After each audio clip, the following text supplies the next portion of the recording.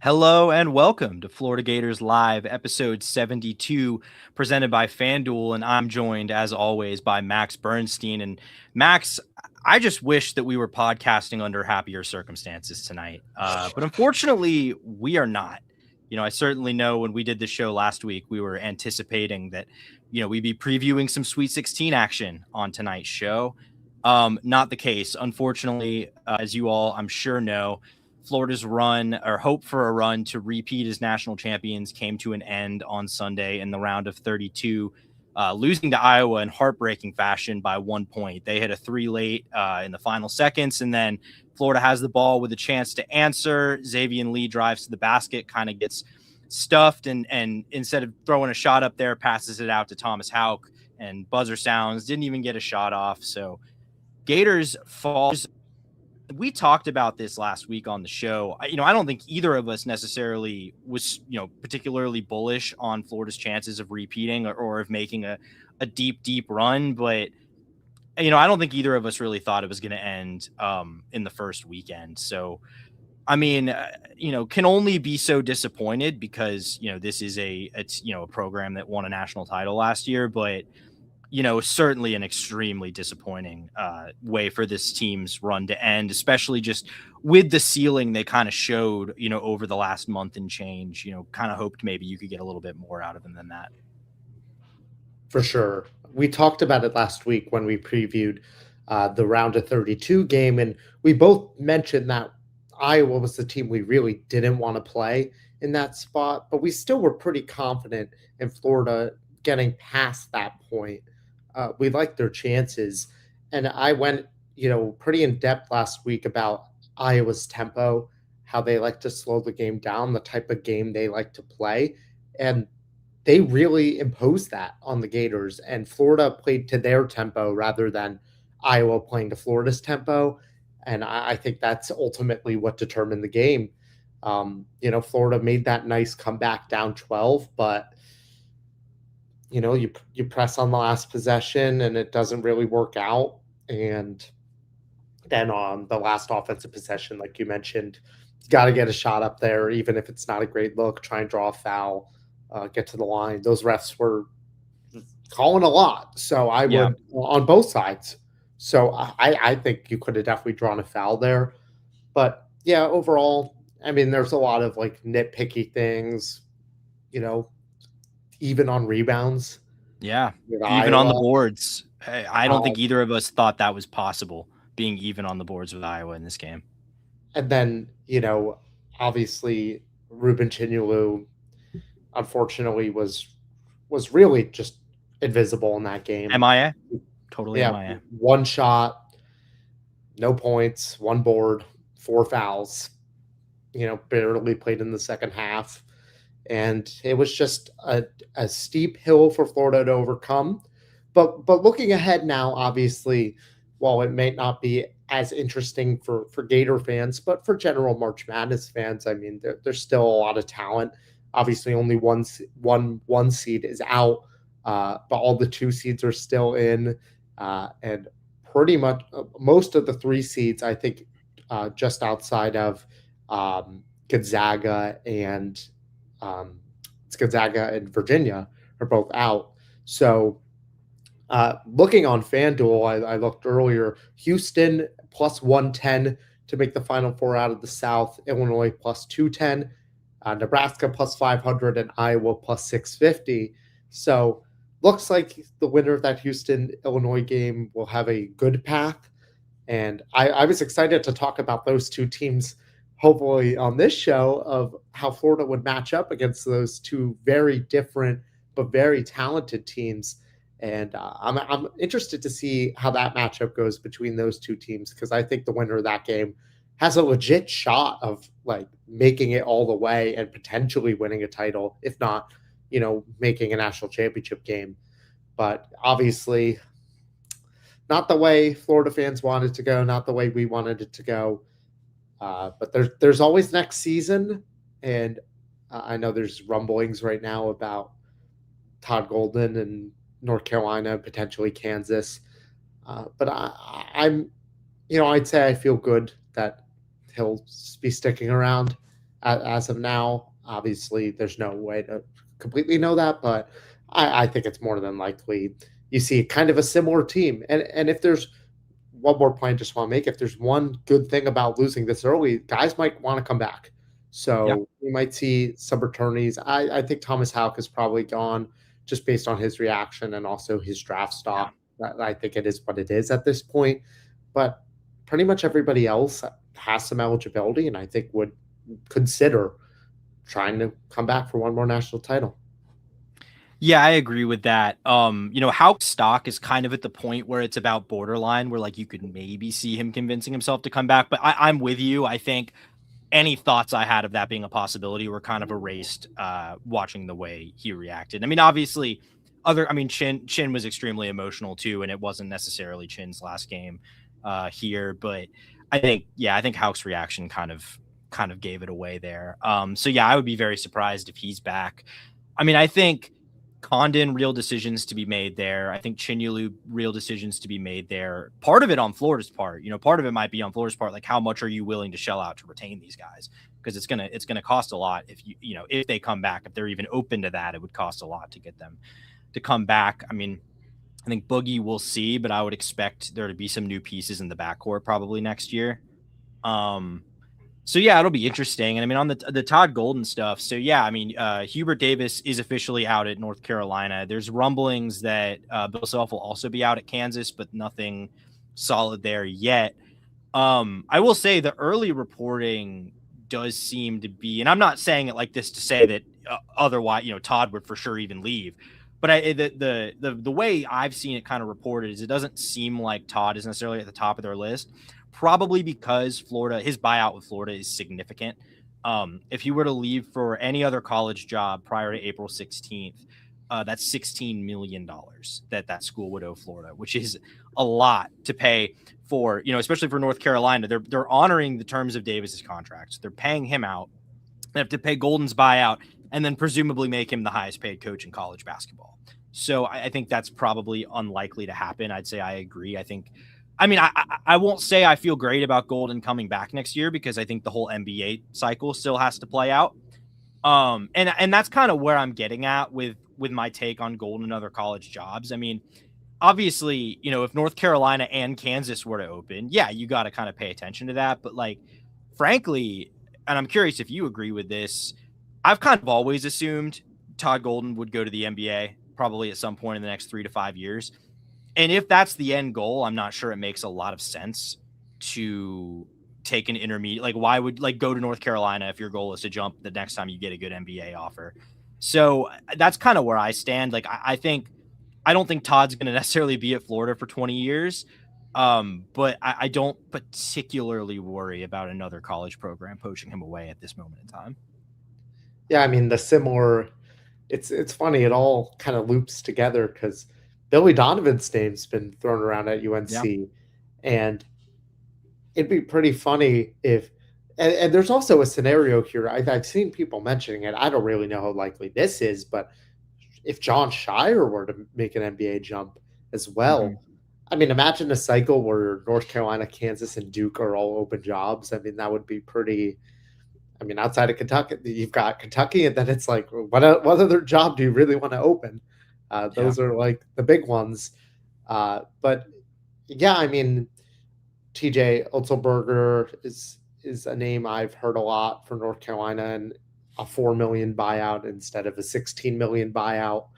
I think is probably easier to stomach. I'm sure Tommy Lloyd would get a call, and then obviously for Kansas, that's a very interesting position because it's just very like, it's Kansas. Like it's not like they're firing a coach. Like this would obviously be a retirement situation here, in this case, I believe. And I know Jock Vaughn is in the building there and could be an option, but that's just speculation. Yeah, I mean, I feel the same way about Todd Golden becoming an NBA coach eventually. I think that is something that will happen, and obviously that would be a big hit for the Gators, but he's won a national championship here. Obviously, I just don't see him taking what I think he would view as maybe a lateral move. Um, Even though resource wise, it is probably, I mean, it is a better program in terms of funding for the basketball. Um, but seeing Golden, at the introductory press conference for the new women's basketball coach there with John Summerall, like he's still going around I'm not thinking he's leaving the Gators this season. You know, I think this is a conversation we could revisit later, but uh, I would be more confident in an extension for the third straight year for Todd Golden and Yeah. going from there. Which, as Mark Long of the Associated Press reported yesterday, and I think some other outlets reported as well, that is something Florida is seeking to do, is extend Todd again, give him a raise, which, I mean, he's already, if not top 5, right on the edge of top 5 highest paid coach in college basketball. I'm pretty sure he's at least top 10. So any raise from here would put him at or near the very top.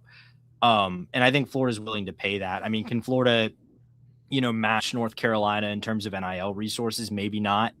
Can they match Kansas? Maybe not. But I think when you factor in the finances of what it would take to get Golden, because I'd imagine if they can sign him to an extension in these next couple of days, that buyout number is going up even north of 16 million. So would probably make that prohibitive at that point. So yeah, I mean, maybe we circle back to this conversation, in a month or two, when NBA movement starts to be kind of more of a thing.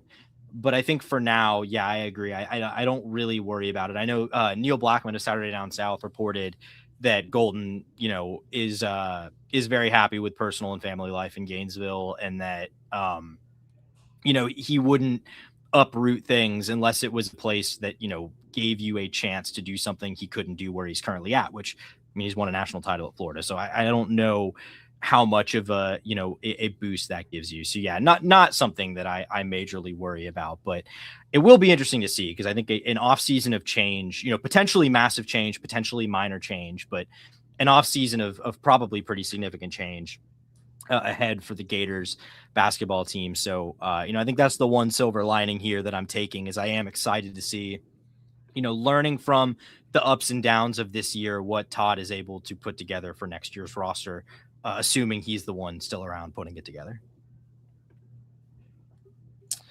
I think that's enough basketball talk. I think we're ready to get into some football, which, it's kind of a Schrodinger thing. We haven't seen a game yet, so it could be good, it could be bad, but there's room for excitement there. I think we'll start off here with, I think the biggest update on the spring practice front, which is something we've talked about in the past a couple times. But I think as we get further into spring practice, it just becomes even more clear that this is the case. From all accounts, this quarterback battle between Aaron Philo and Tramel Jones is about as neck and neck as it can possibly get. On3's Pete Nakos, in a report earlier this week, used that phrase verbatim, neck and neck, and I've seen other outlets use similar phrasing. I mean, I think that's kind of been your impression from what I understand, Max, just like from what you've observed, is that it seems very close, and they each kind of bring, different strengths to the table. I don't know if that's a good thing or a bad thing. Maybe you would rather see someone be kind of emerging and be the clear guy, but I think we've said from the get-go that, Tramel competing and winning this job would be encouraging in its own way. So I'm kind of curious what your perception is about that, just from what you're seeing and what you're hearing. So what I'm seeing and what I'm hearing are kind of two different things right now. And like you said, it is early in this process. But just based on, your eyes don't lie to you on a lot of these things. The eyes will tell you Tramel Jones has looked like the better quarterback right now. He really can spin the ball. Like, the guy can just flat out throw the ball. And he's really talented, and he's gotten nothing but praise from the coaching staff on how he has adapted to the system. And we talked about that a couple weeks ago when I kind of went back on my original words of this is Aaron Philo's job to lose heading into spring. And now it's really no one's job, and it's definitely anyone's job to win. So, I mean, I think just Tramel has done a great job of adjusting and knowing he's very motivated. He's extremely motivated to win this job because this is what he stayed at Florida to do. He wanted to stay at Florida because he felt he had a chance to win this job and to, become the next Gators starting quarterback for the next period of time. He felt he was ready at points last year. He kind of talked about that a little bit. Both him and Aaron Philo talked to the media for the first time this spring on Tuesday. And I thought it was very interesting to hear their perception of the competition and also their perception of one another. And, Trammell kind of talked about adjusting to the system and not wanting to feel like he's second guessing himself. So he's putting in the extra preparation so that it's just second nature to him when he's out there. And he kind of went into what the process was like last season as the backup behind DJ Lagway and what that was like. And, we could talk about that more in a little bit because there was another kind of interesting development today involving DJ Lagway that we'll go into. And then Aaron Philo talked about like how competition just makes everyone better and makes everyone push harder. And that, like they are, he's sharing what he's seeing with Trammell and vice versa. So obviously these two are building a rapport with one another, but at the end of the day, it is a competition, but it's not like a pro quarterback competition where it's like, oh, like, my forever livelihood. But obviously this matters a lot to these two guys. This is huge for them and for their careers because the loser of this competition, I mean, obviously whoever wins it, I've talked about, I don't think they have the longest leash in the world if everything went wrong. But if they play well, I don't think the other one sticks around next season, most likely. So it's definitely the talk of camp right now. It's hard not to just focus on the quarterbacks. So, but from what I've seen, I think Trammell Jones is absolutely pushing. And I think the spring game will give us some more indication on that as well. And we'll see how they perform in that type of actual game environment. Yeah, for sure. Yeah, I think the scrimmage will be really enlightening for a lot of the kind of talking points we have for spring football, quarterback battle and otherwise. Yeah, I mean, this quarterback battle is just a really interesting one because I think it's kind of an atypical quarterback battle in the sense that it is an open battle, but it's not like these two players are not approaching this battle from like the same level of, I guess, like political capital, for lack of a better phrase. Like, I think, this staff has no ties to Trammell Jones. I mean, they convinced him to stay, but like they didn't recruit him. They didn't pick him out of the portal. And Aaron Philo, like, was the sort of hand-picked guy. I mean, we talked about this a lot. He's the guy that Buster Faulkner grabbed out of the portal to come run his offense. And I think the guy that Buster Faulkner, when he was planning on being at Georgia Tech for the foreseeable future, he saw as the future of the quarterback position there. So, I think, I don't want to say it's uneven or that the staff is like going to be biased in their selection, but like, I think there's definitely hurdles that Trammell has to overcome that maybe Philo doesn't, just because there's already that level of trust there. But I mean, like you said, I think it's interesting because at some point, whether that's, in the spring game or later on in spring, or even if it's all the way down in the fall, at some point, if what you're saying that you've observed and that other people have observed continues to be the case, where Trammell just looks like the better, more competent quarterback, like at some point, whatever advantage Philo had is going to kind of evaporate and the cream will rise to the top if the staff is honestly evaluating, which based on everything they've said, I have no reason to doubt that they, would do that. Yeah. I mean, John Summerall, he spoke before they both did. And, he called Philo a good decision maker and, he said he had tangible leadership traits. And then he said Trammell was just kind of a natural guy. Like he just looks like he's supposed to be out there, and he's more of a quiet, confident guy, not as like outwardly like, come on, guys, let's do this. But like guys gravitate towards him because of the way he carries himself. And I think it was interesting to hear him say that. And obviously, he's kind of deferring, I think, a little bit to Faulkner. I feel like this is going to be mostly Faulkner's decision. Of course, Summerall's the head coach; like he's going to have an input, but he took Faulkner's word that like Aaron Philo was the guy to bring in. But obviously, there was conversation like we should keep Tramel Jones because there's something there, and he could win the job. We're not bringing in Aaron just to be like you're the quarterback 100%. Like Aaron said, there was no guarantees. Like they didn't tell me you're for sure the starter. Obviously, he's not oblivious to the fact that he's coming in as the favorite for this job. Absolutely, because of the environment, like you said, and because of the coaching staff's familiarity with him. But like you said, they're going to put out whoever's playing better and is a better fit for what they want to do.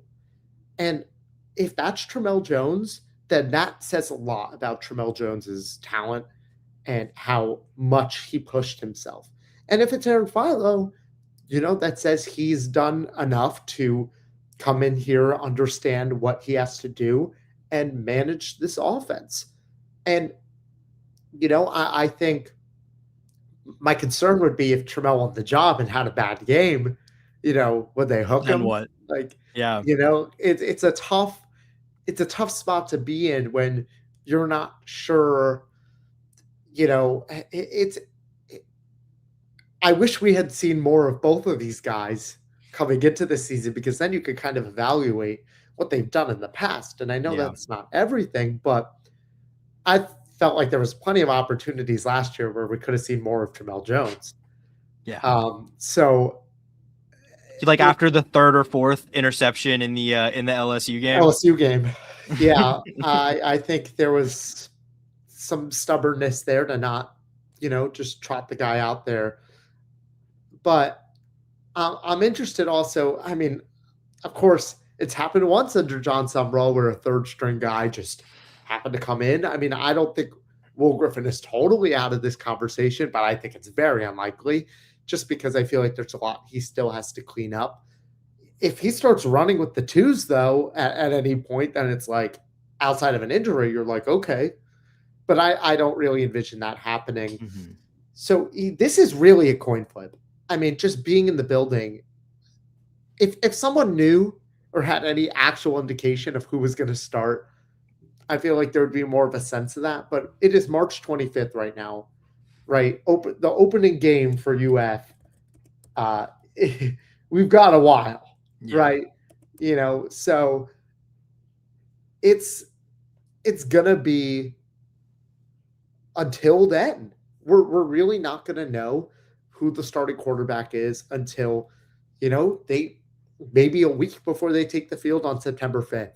Yeah. So right now, April 11th, orange and blue, that's the date to watch. And after that, we could kind of talk more about, okay, who looked impressive? What did they do well? What did they not do well? And see what the coaching staff thinks and how they evaluated that. But again, right now it's just rumors floating around, but I feel this is a way closer battle than it was a month ago, than it even was 2 weeks ago when I brought up like, oh, Tramel's look good, maybe.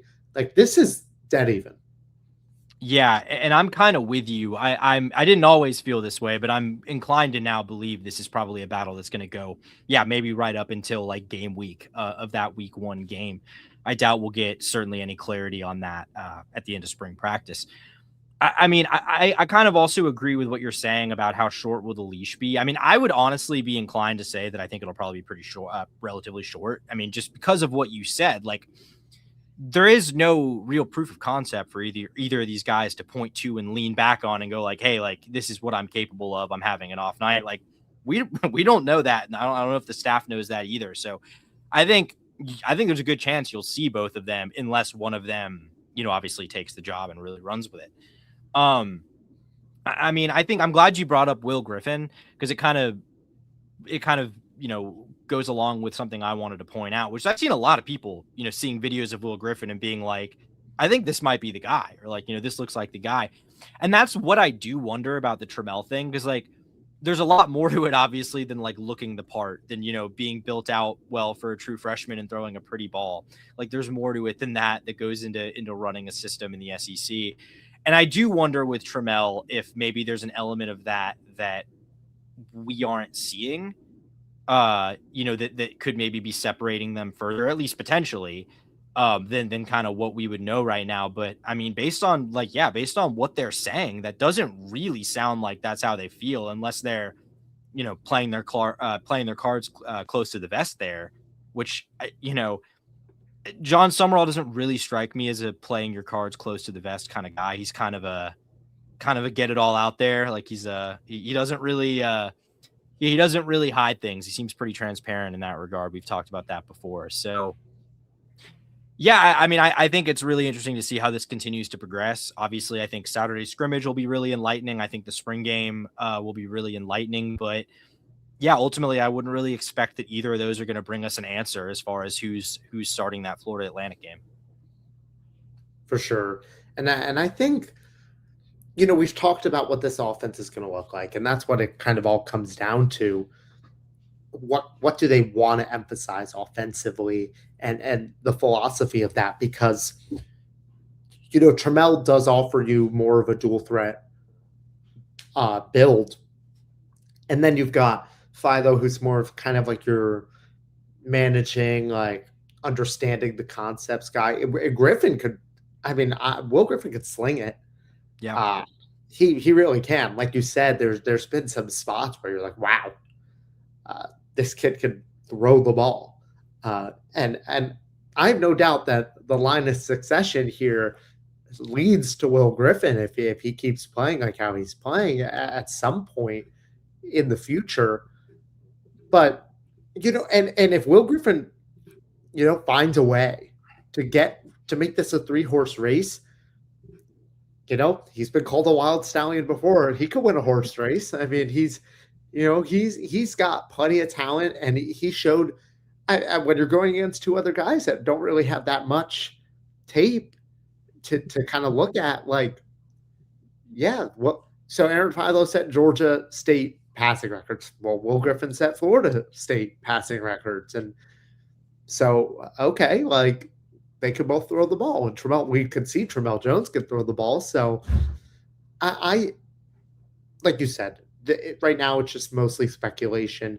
But how this offense will look under these guys, kind of like what personnel, because one thing I've noticed, and something John Summerall's mentioned a couple times, is the depth of the wide receiver room and the guys that have stepped up, specifically in Micah Mays and Bailey Stockton, 2 transfers.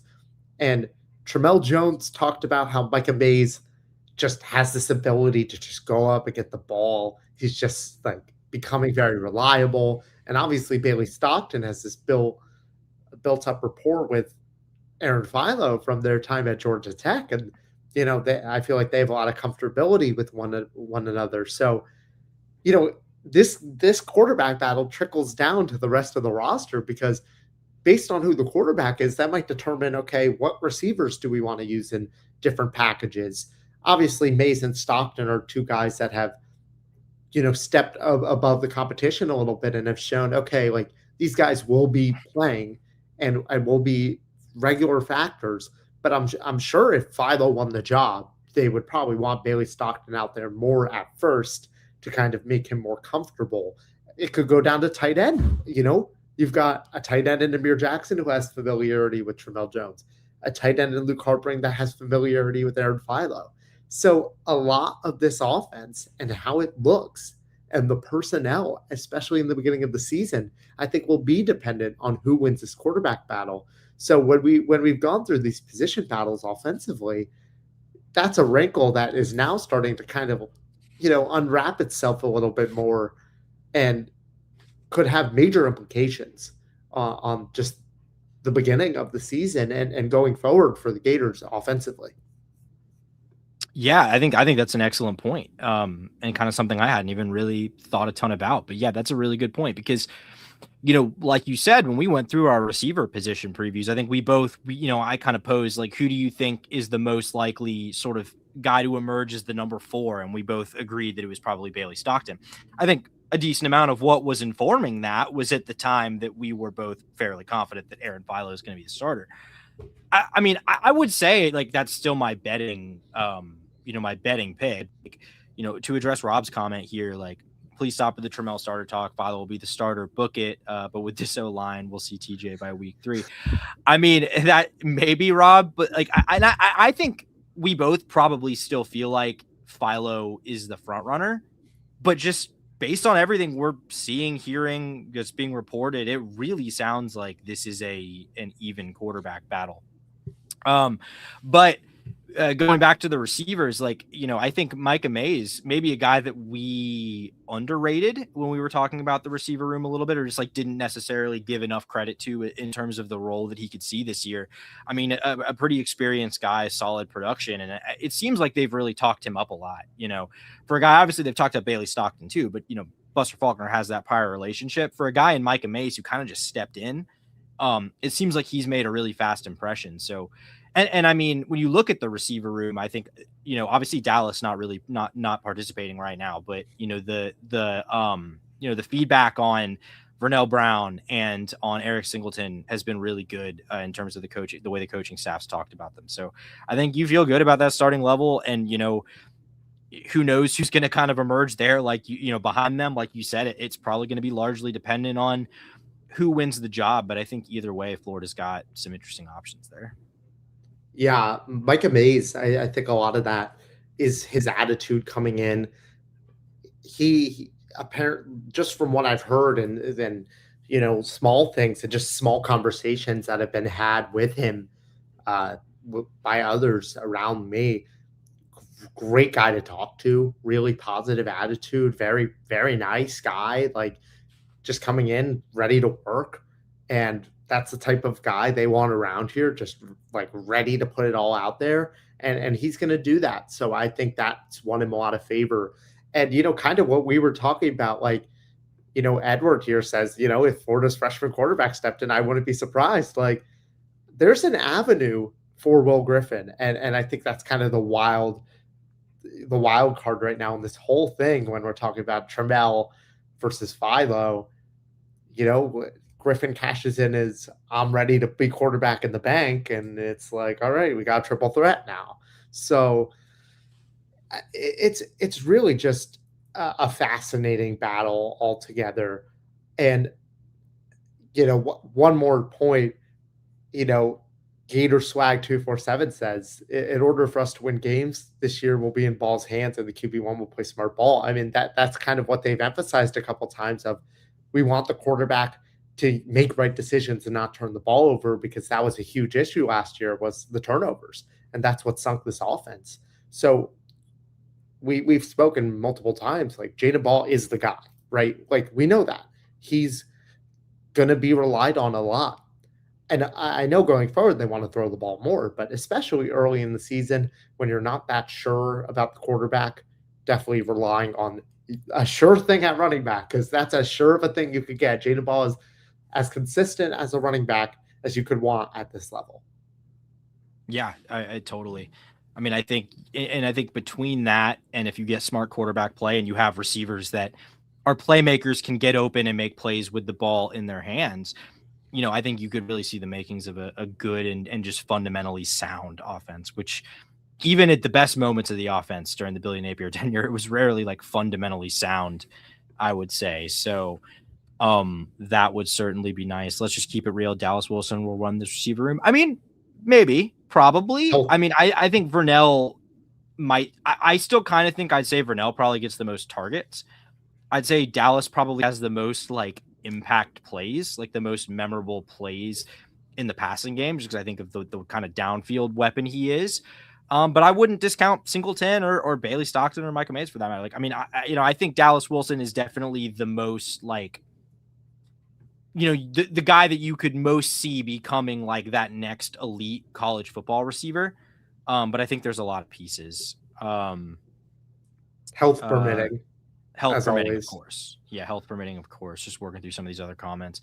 Now, will this O line block like they should is the biggest question moving forward because we are locked and loaded and ready to hunt, but that O line got to eat. Yeah, I mean, it's a concern. I mean, we talked about it when we previewed the room. I mean, I think there might be an element of this offense where Buster Faulkner might need to scheme around some offensive line limitations. Like you might just have to find ways to mitigate it. Because I'm not sure it's going to be a disastrous unit, but I think I'd be surprised if it's like a top 5 offensive line in the SEC. That would take some guys really taking huge steps forward. So I don't really expect that. Yeah, I again, I said this in the positional preview. If Phil Troutwine didn't exist, I'd be extremely concerned. But even with him being at the forefront of that unit now, it's still definitely not a strength. That the defensive line, those were the 2 spots the last 2 weeks that we talked about in our positional previews where there's a lot of question marks. This show we're going to go into a position that there's really no question marks about, which will be nice to talk about, but definitely not a point of confidence right now. And it's something I'm also interested to watch because I feel like this defense is going to come out really aggressive in spring and in the Orange and Blue game and in things like that. So we'll see how the offensive line looks because, Summerall was asked for some defensive standouts and he named a lot of, it was all D linemen or secondary guys as like guys that have impressed him. Like, because I think he knows what he has in this linebacker room. But LJ McCray is a name that keeps getting thrown out as just a guy who's looked really good and is making the necessary steps. Brendan Bett as well. And then secondary wise, a lot of guys that we'll talk about next week when we go corners. Just very interesting right now. There's a couple other things. I mean, we've mentioned DJ Lagway a couple of times. And, Tyler, you sent me something interesting today that came out this morning. So a USA Today sports story where DJ Lagway kind of reflected on his time at Florida. And, he basically said he was depressed. To quote him himself, those were the words he used. This is a quote. I was in a bubble down there. I didn't feel like a normal person. I didn't even know what campus looked like. I was really closed off. I didn't really hang out with my teammates. Yeah, I was depressed. I just stayed in my own lane, stayed out of the way. So that's what Lagway had to say. So obviously the path of DJ Lagway and his journey in Gainesville, it was really one of the more fascinating player journeys we've ever seen in a 2-year span. A top 5 recruit in the country. He comes in, he's heralded as like the next Tebow, the next Florida great. He steps up his freshman season after Graham Mertz goes down. And, there was obviously some parts that were not great his freshman year, but there was a lot of promise. And then obviously everyone knows what happened last year and just the disappointing season he had coming off a really tough offseason where he dealt with a lot of injuries. And now he's going to Baylor, back more home, his dad's alma mater. So, obviously it's not as Florida we're a Florida show. And, when someone talks about, their experience here and how negative it was for them, I just think there's so much pressure, on him. And I feel like that got to him. And he's a young guy, my age. Like, I understand. Like, I couldn't even imagine if I was in his situation. So, I think it's an interesting read. And obviously not too much newsworthiness out of it. But I thought it's kind of interesting to see his perspective now, now that he's at Baylor and kind of in that process there. Yeah. One other thing in this story from USA Today Sports that I think is worth talking about is he revealed what we all knew all along was the case, which is that he was never healthy really at any point in the last 2 years. Played through injuries. I believe he says he played through multiple injuries in that Gasparilla Bowl. Kind of reveals, he said the hamstring was worse than we let on. Arm never felt right. So, yeah, I mean, I feel bad for the guy. Obviously it didn't work out, I think, for a number of reasons. I think some of those are, just with him and the way he was able to develop. But I also think, there was mismanagement with him, his health, with his development. And just hearing that quote from him about kind of the way he felt, I think it just makes it, I don't really have an opinion on it beyond the fact that I think it makes it very clear that a clean break and separation was for the best for all parties, I think, in this case. So yeah, no ill will wish toward him at Baylor, but yeah, no, I hope he succeeds. But yeah, I think he needed to move on. To address this comment, does that statement by DJ reflect bad on us in regards to recruiting? I don't think so. It's a staff that's not there anymore. I mean, I think if Napier was still here, yeah, probably. Yeah. But I mean, I thought the only part that was kind of interesting, like he talked about how he never went never went to in-person class because he would be overwhelmed by people. So he did all his stuff online.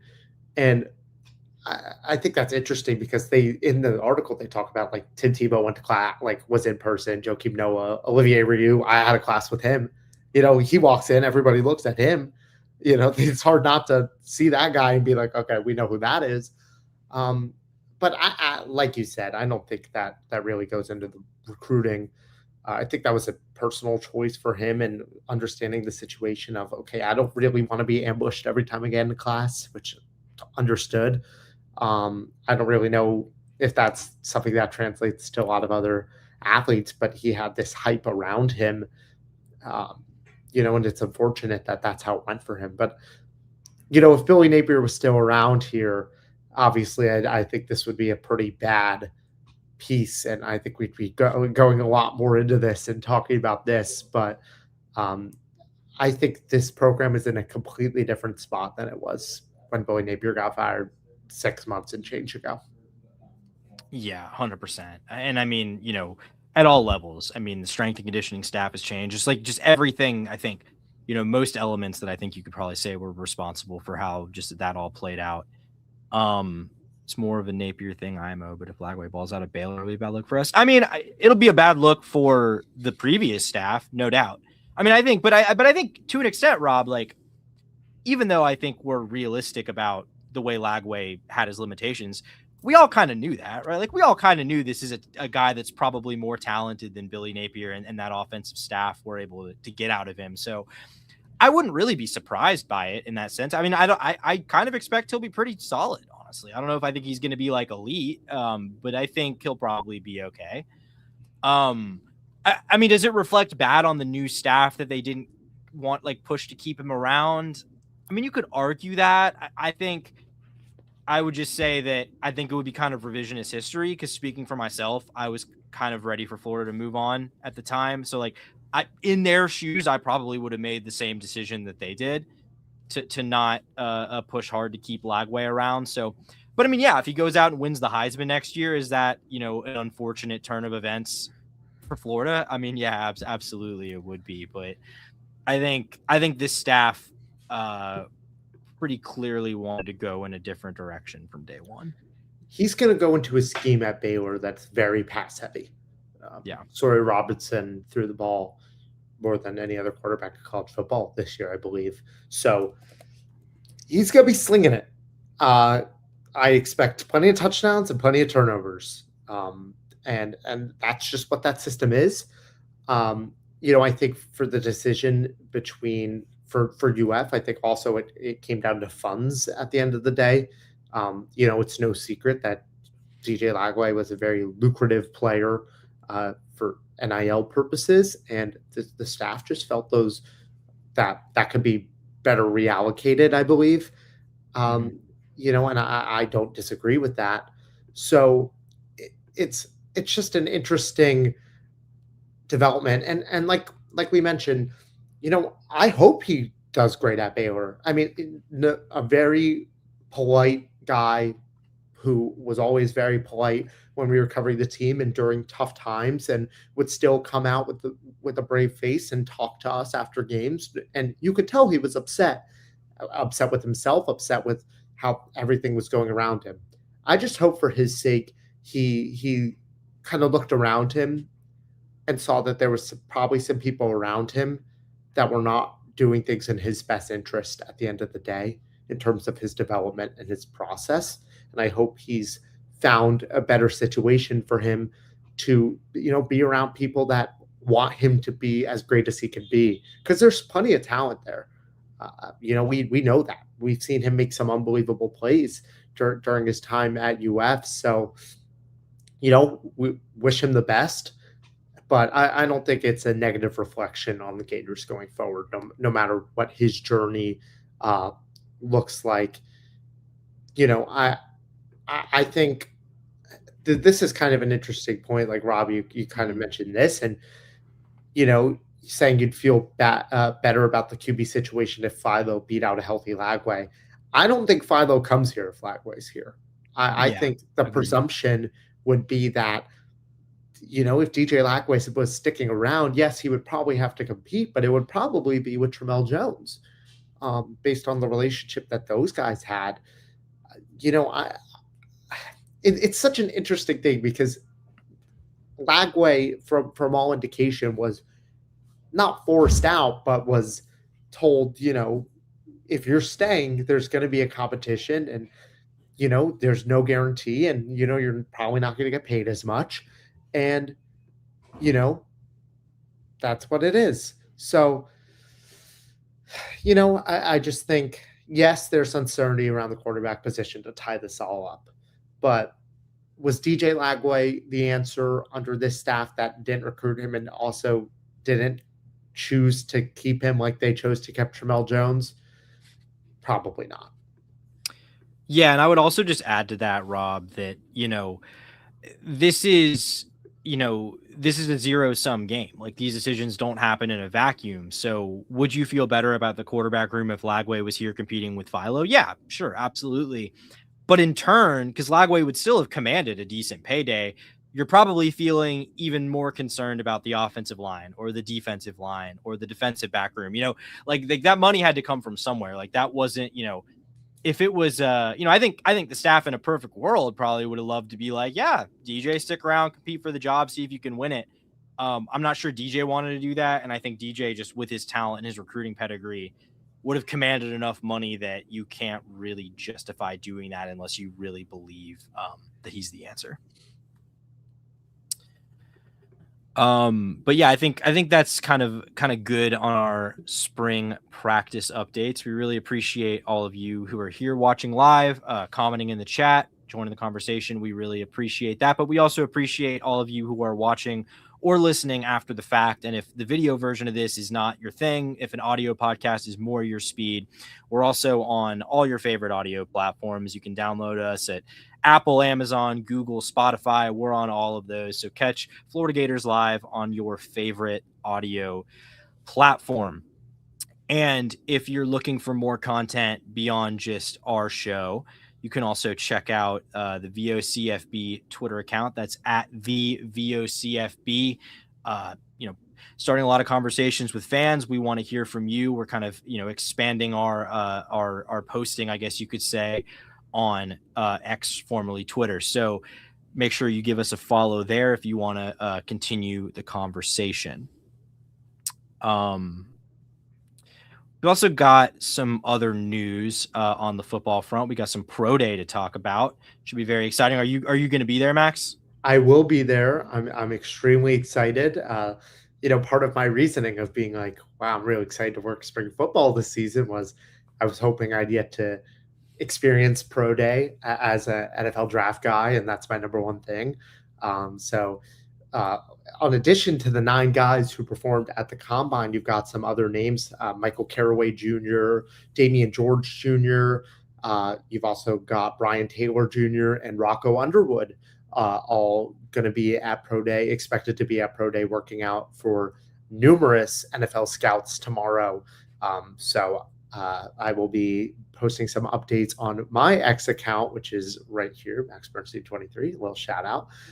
But yeah, I'm definitely excited, and also excited to see, uh, the indications that some of the scouts have, because unique ability we have as media is we're going to be alongside the scouts actually at Pro Day mostly. So some indication of how they might feel about certain players and their stocks, and also to see if these guys can, better their combine numbers for some of them. So definitely going to be a fun uh, late morning, early afternoon tomorrow, and indoors. It's supposed to be a hot day, so definitely we're going to be in the indoor facility, which will be nice.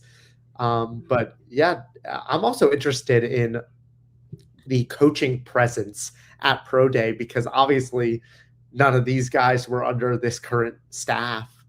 So Except kind of Banks, I interested. guess, with Chapman. Yeah, But yeah, yeah. Outside of Chapman's guys, um, and Banks, and to extent being around the other D line guys, Brian Mhm. Taylor as Yeah, well.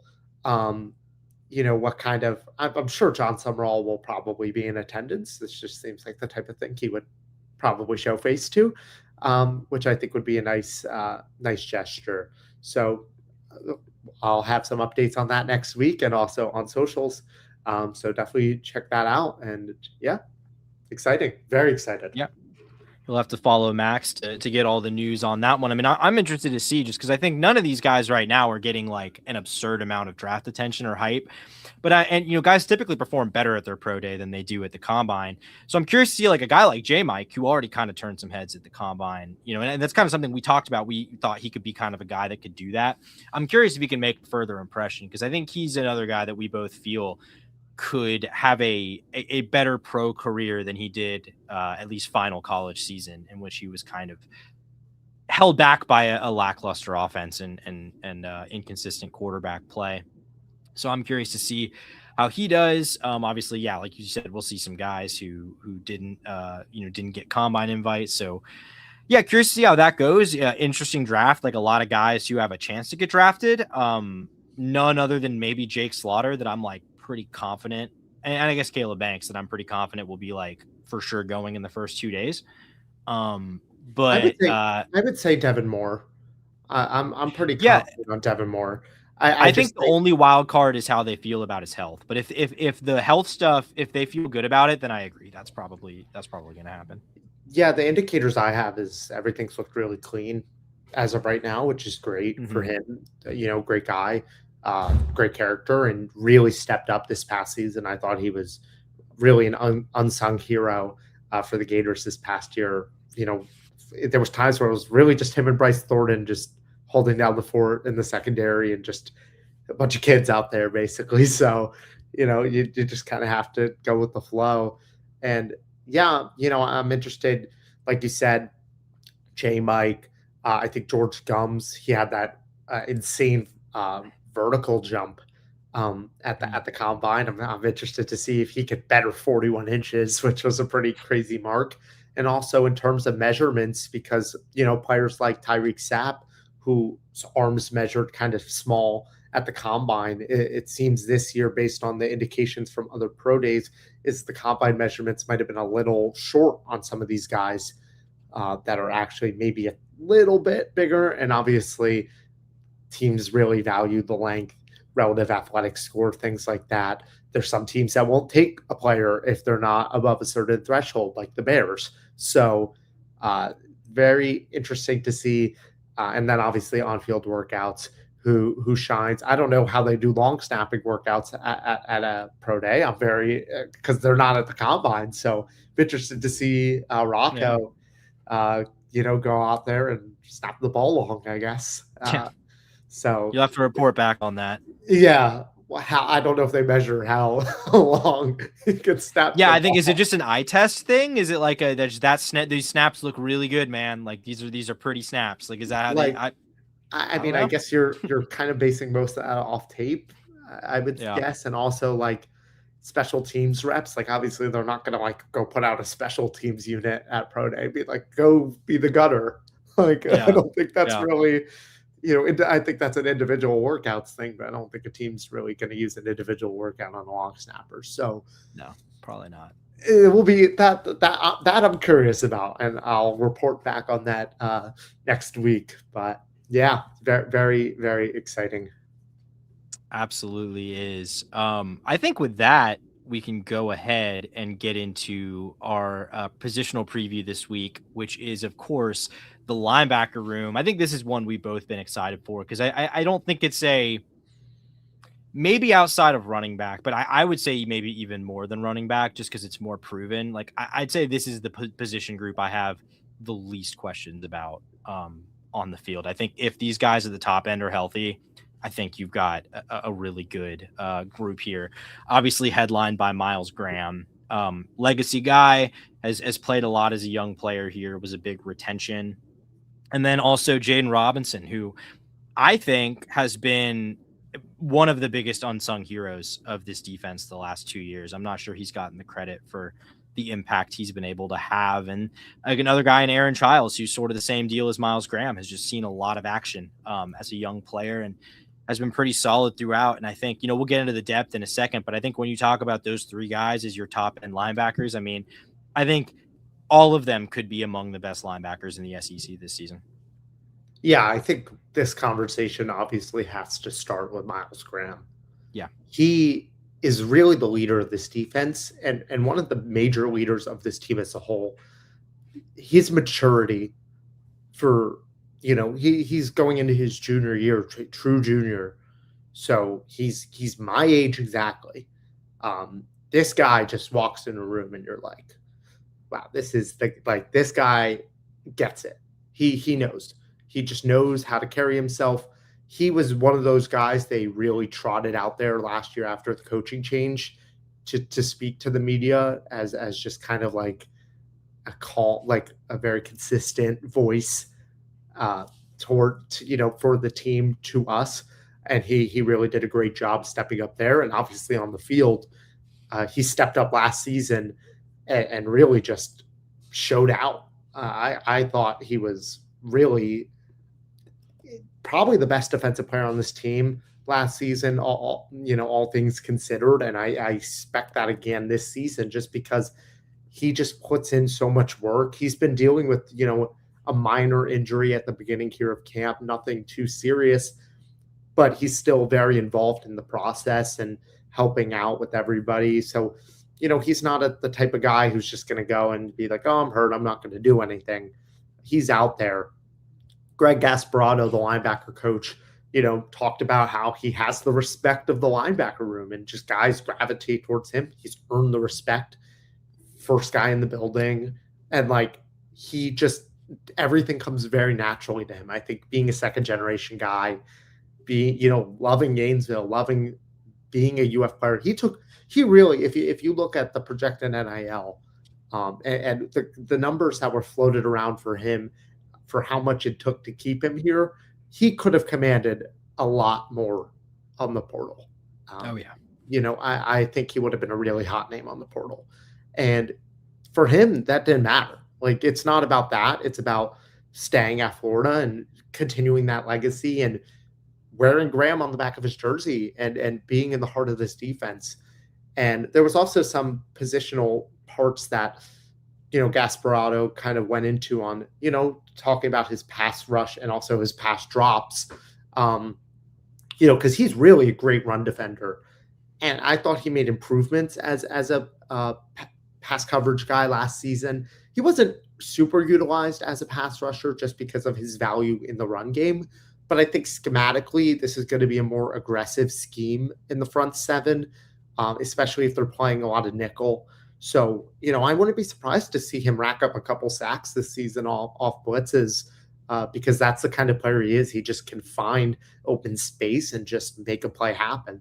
So just having him in the heart of this defense just offers so much consistency and talent. And this is a guy who,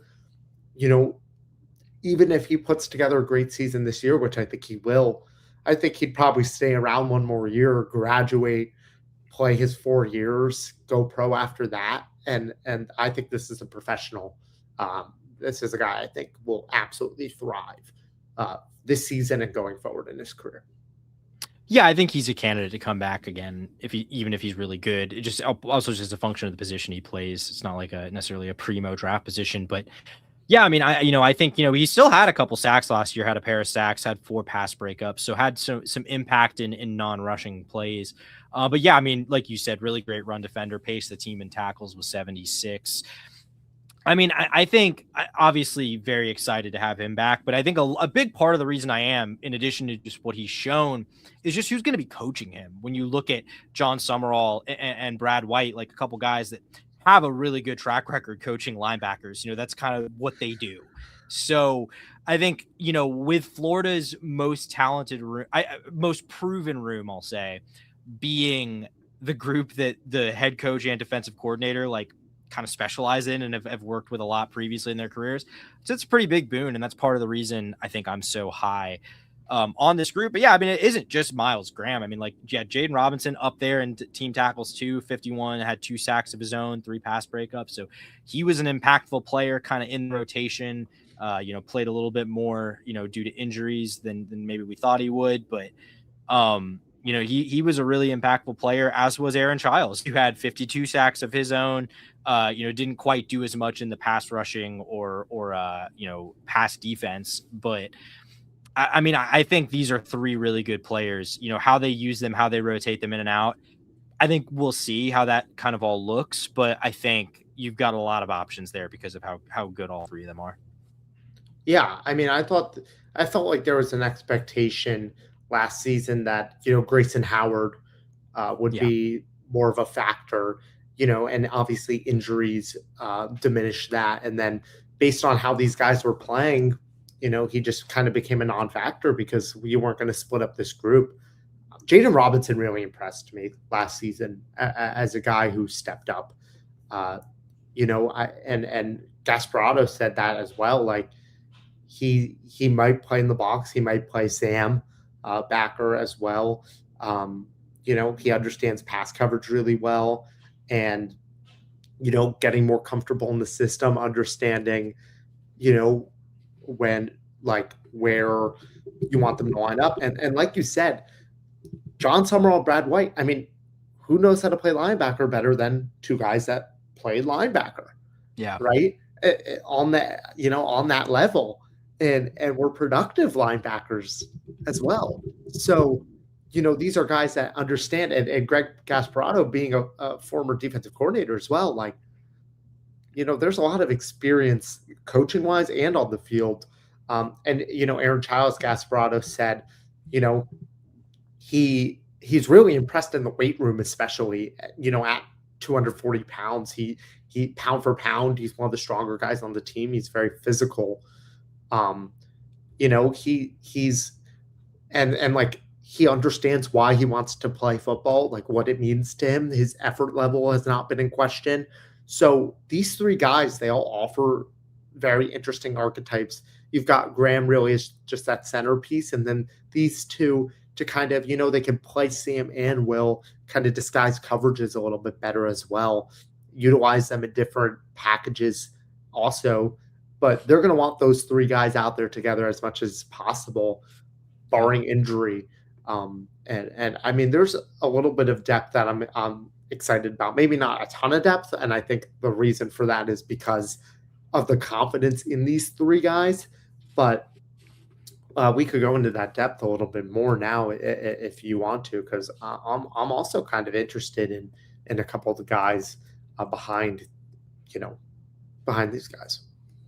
Yeah, absolutely. We can do that. So, yeah, I mean, I think when you look at the depth, it's intriguing, but it's unproven because it's 2 guys who were freshmen last year and really only saw minor roles. But I think both guys that I think we expect will eventually see bigger roles on this team and could see bigger roles this year. Just, especially, God forbid injury, but just even getting rotated in and out. One of them being Ty Jackson, who was a 4-star, I think like a top 150 prospect. Do with this what you will, because we, how things turned out with Billy Napier. But he said at the time that Ty Jackson was like the best athlete he had ever scouted or something like that. He said something along those lines. I might be paraphrasing that slightly, but the kind of comment that really kind of raises eyebrows with a guy that's not like a premier 5-star talent.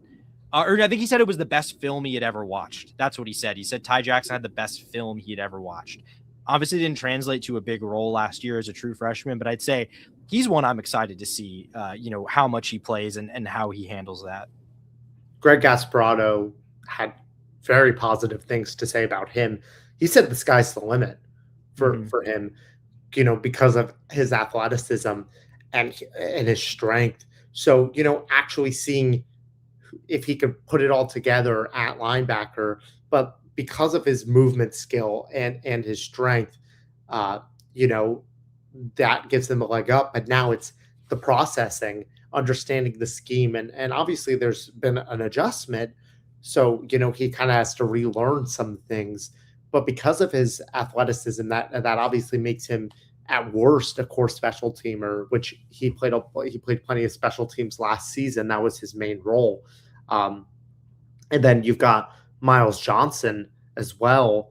Another guy who mostly it was special teams work last season for him.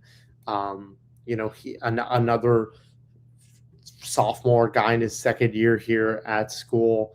Another 4-star player who, really was a special teams ace, played some defense against Kentucky, and also had a couple tackles against Long Island in that opener. So another guy could definitely factor in after in case of some injury. I think those are the first two guys up, and Gasparotto spoke about that, like his processing as well. Like he's growing in terms of that, understanding the scheme around him, and then you see his athleticism kind of take over from there. So those two guys definitely with inside track. At worst, that's some core special teams time, rotating in defensively, and of course stepping up in case of injury. But two guys that absolutely physically won't be out of place if they had to do so.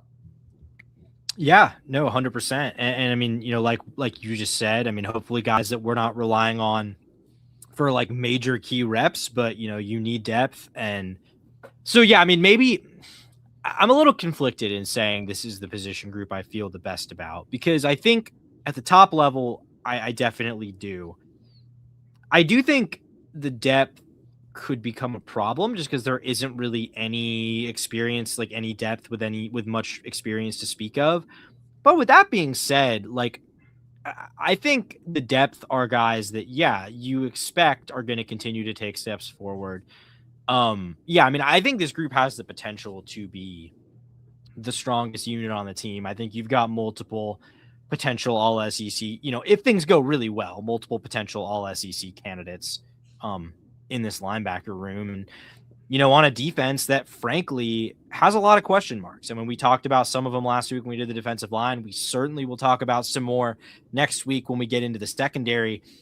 I mean, a lot of potential variance with this defense. But I think the linebackers are a real kind of, just strong foundation for this group. And I expect those guys to be significant leaders on this team. Yeah, for sure. I mean, there is some guys in the room, I mean, on this roster. You've got TJ Bullard, who transferred from UCF. He didn't really see too much playing time there, was more of a special teamer. And I assume we'll see more of that from him. But a freshman in Malik Morris, another 4-star coming in, played in Lakeland, 261 pounds. He measures that, so could definitely come in. I mean, I think he could have a role potentially as a special teamer, kind of similarly to what we saw last season from Miles Johnson and Ty Jackson. I think the next guy in line for that role is Malik Morris. So I'm definitely intrigued to see if he becomes a core special teamer. I would expect him to, based on him coming in, and if maybe he'll play some defense. Maybe we'll see him in the first 2 weeks of the season against potentially FAU or against Campbell, based on how those games are going. So, like you said, a room I would say very confident in. The only question is if, God forbid, knock on wood, if someone does go down, and especially if it was to be Graham, in a world where that would happen, who would step up as the main guy?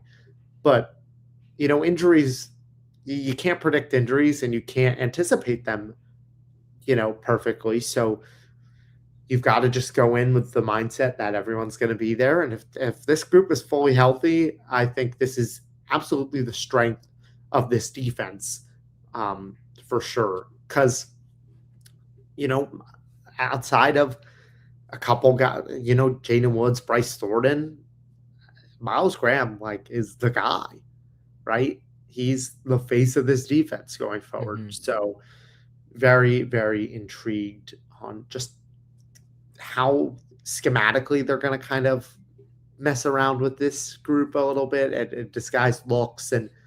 But to have these three out there in Graham, Robinson, and Childs is definitely brings a lot of confidence. Yeah, I mean, I think Miles Graham probably going to be the leader of the defense, like you said. I mean, Jaden Robinson, one of the pretty few impact player seniors across this roster. Not a ton of those guys, but he's one of the few ones. So that will certainly be interesting. At least I believe he's a senior. Am I correct in that? You would be correct. Okay, yeah, that's what I thought. Yeah, I mean, I think. You mentioned the depth, obviously, yeah, if someone were to go down, God forbid, that would be, I think, pretty potentially devastating for this group. But frankly, with the state of this roster this season, there's not many areas on the field where you could handle losses like that. I mean, injuries, just unfortunate reality, have the potential to derail this team pretty big time this year, I would say. But hopefully they don't. And if they don't, I think you've got, at least one position group you can feel really good about on a defense that, like we said, otherwise has a lot of question marks. So excited to see those guys kind of continue to gel as we continue with spring and obviously get into the fall. Yeah, I mean, we've brought it up a couple times because we've talked about the gauntlet and things like that. But I think, Phil Troutwine, Buster Faulkner, all those guys, great hires, going to have huge impacts. Rusty Witt might be the biggest impact hire for this staff because to put it frankly, the strength and conditioning program the last couple of years has been terrible. That's just the only way you could put it. It was horrible last year. And when Urban Meyer spoke at John Summerall's opening presser to media, he said the number one thing I've told him and we've talked about is strength and conditioning. This is the number one thing that it's the most important hire he's going to have to make. I'm going to help with that. And, Rusty Witt is a guy who's done it, his whole life outside of being in the military. This is a guy who understands what it's going to take at this level to, have a program that's tough, number one, but also that understands the process that they're going to have to go through with their bodies. It's up to the players now to buy in to that process, but from all indications, they have bought into that process, because if they weren't buying into that process, they're not going to play, right? So I think we're going to see better overall health for this team, hopefully. Of course, some things you can't, it's impossible to just avoid injuries altogether. It's football. It's not, non. I mean, a broken leg is going to break no matter how much work you put in the off season. But some injuries, soft tissue stuff, things like that, you could hopefully just avoid, because those are the injuries that suck, because it's like those can kind of in certain ways be avoided. So very, very interesting. And secondary was another position that got decimated by injuries, and we'll talk about that next week. Not sure if we're going to just do corners next week or safeties the week after, but both units were pretty banged up, all things considered. So definitely a big change in Gatesville, and something I think will pay dividends, and we'll see how that progresses throughout the season. Absolutely, no doubt. Yeah, as far as next week with those, I'm kind of leaning towards maybe we split them, but we'll talk about that. We'll see. But yeah, I think you can look forward to that. I'm excited to talk about the secondary next week. I think not necessarily because I'm excited about the group, but I just think it's a very interesting group, and there's a lot talk about, a lot of questions. Going to be fun to get into all that with you when the time comes. But yeah, before we get out of here tonight, just a couple kind of housekeeping notes for other Gator sports. Yeah, on the non-football front, it was not the best weekend. Between the basketball loss and baseball getting swept on the road in Tuscaloosa by Alabama, lost 6-0, got no hit, complete game no hit on Friday night, which okay. And then they pulled away to win 8-4 on Saturday, and then with a grand slam on Sunday, they win 14-7. So Florida falls out of the rankings there, looking pretty dire. You swept a South Carolina team that just fired their coach, Paul Maneri. But other than that, kind of concerning. And then what do they do last night? They go out in Jacksonville and shut out number 10 Florida State for a 5-0 win. So I don't really know how to feel about this team right now. I think we'll have a lot more answers after this weekend when they go on the road to play a top 5 Arkansas team in Fayetteville. I mean, I have questions and concerns, certainly. I'm not all the way out, but I think I'm just going to kind of withhold my judgment on the baseball team until I see how they handle this road trip to Fayetteville. I would agree with that sentiment. I think it's just what you never really know what you're going to get. On the flip side of that, with softball, 31-2 this season, obviously still very impressive. Did take a loss to Tennessee, but won the series against the number 1 team in the country at home. Overall, outscored Tennessee 9-6 in that series. So very much pitching based. Beat Stetson tonight 3-2. Close game, but prevailed with a victory. Not for a lack of hits, all things together. Keegan Rothrock actually comes in as a closer and saves, gets the save in that one. The 2 runs surrendered came in the first inning off a 2-run homer, so the Gators came back after that. And Jocelyn Erickson with 2 RBIs leading the way. And then obviously big news on the women's basketball front. This week, Tammy Rice named on Monday. Reese Rice, forget which one. I'm assuming Rice. I'm not sure I actually heard someone say it out loud. I'm assuming I haven't either. Yeah, but a very experienced coach in the women's basketball world, most recently at Rhode Island, who had a really good season this year, made that NCAA tournament as an 11 seed, was a 3-time All-American during her playing time at Virginia, and was also one of the inaugural WNBA players as well. So also very close friend of Dawn Staley as well. So she said she had a quote that was used saying, this is a full circle moment for us, sharing the court and now coaching in the same league, and that she's going to make a strong impact. But there was also something interesting today. Liv McGill, star of the women's basketball team, had a very heartfelt Instagram story post about Kelly Ray Finley. I think she's probably more likely than not going to transfer. I feel like that probably would have happened either way. But just something to keep note of. And the transfer portal will be very, very much a big thing for the Gators, men's and women's basketball wise, going forward, and something to keep an eye on. Yeah, apologies to softball and women's basketball. I should have specified not a great weekend in men's sports for the Gators, because some good news for those 2 programs. Yeah, I mean, I think obviously softball, announcing themselves, I think in line currently as things stand to be hosting for, in a super regional hosting spot. We'll see how much more they can keep winning. But yeah, I mean, I think for the women's basketball team, and gymnastics. Yeah, I was about to say we're forgetting the biggest Yeah, I just came to me too. The biggest Yeah. the biggest sports news in positive for the Gators this week is, I mean, as someone who has developed during my time here, there's no team I have grown more fond of than the gymnastics program here because of their consistency and also just how hard they work. I mean, I couldn't even imagine. I have terrible legs, and if I tried to do a vault, I think I would croak.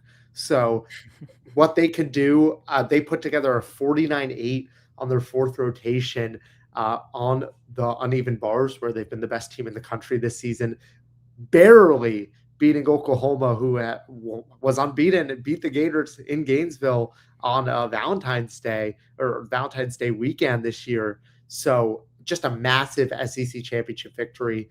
Jenny Rowland still looking for her first national championship as the head coach of the Gators. And I mean, this team could definitely do it. Plenty of talent. So actually, I believe a week from today is when regionals kick off for the tournament. And I believe the Gators did get the 3 seed overall, just behind Oklahoma and LSU. 2 teams they just beat. So, I mean, I guess that's a good indicator that they can compete with any team in the country. So hopefully a national championship comes to Gainesville there. So, yeah, they did get the 3 seed. Yeah. Yeah, gymnastics, they've certainly had some. What was that? Tempe, Arizona. Okay. Regional. So with Georgia, Michigan State, Cal, and some other squads, but should be the favorite in that region. Yeah, I mean, gymnastics has had some close calls in the last few years. They've come pretty close a couple times, so it'll be interesting to see if they can finally get over that national title hump this year. And just going back to the Tammy Rice hire before we wrap this up, we didn't really talk a lot about it at the time, about Kelly Rae Finley getting fired after the season. I mean, I think it needed to happen. I think it was time. It had kind of been diminishing returns. She took over under circumstances. I guess we could just call them that. She took over under circumstances. So, kind of always a hire that the school was kind of thrust into, and she, obviously had a successful first season as the interim, I believe, and then they removed the interim tag, if I remember the timeline of that correctly. But yeah, I think it was time. And I mean, as far as Tammy Rice, not like a high level proven winner, but very experienced, well-traveled. And I mean, just to be frank, I don't think Florida, especially with what they're potentially about to pay Todd Golden, and what they, probably need to pay, in terms of baseball to kind of get back to being an upper level SEC program. I don't really think Florida is going to be particularly invested in women's basketball. So if you're not going to be invested in a sport that a lot of other schools are invested in, you can only expect so much. But I think this was a sound hire.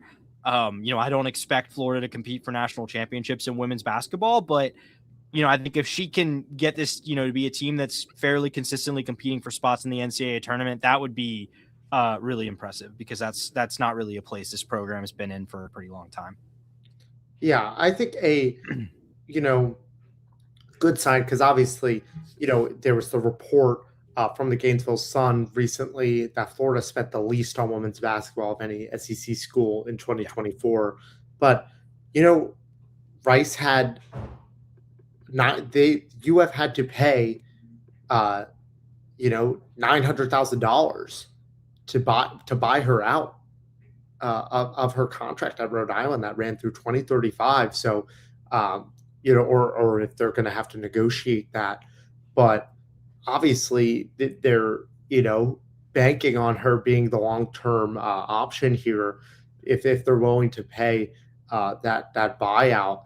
And, she's going to be, put in a position where hopefully there will be more funding. I know obviously it's not, guaranteed, the investment, because it's just hard to spread out it totally. But obviously this is a program that should have some more funding if possible.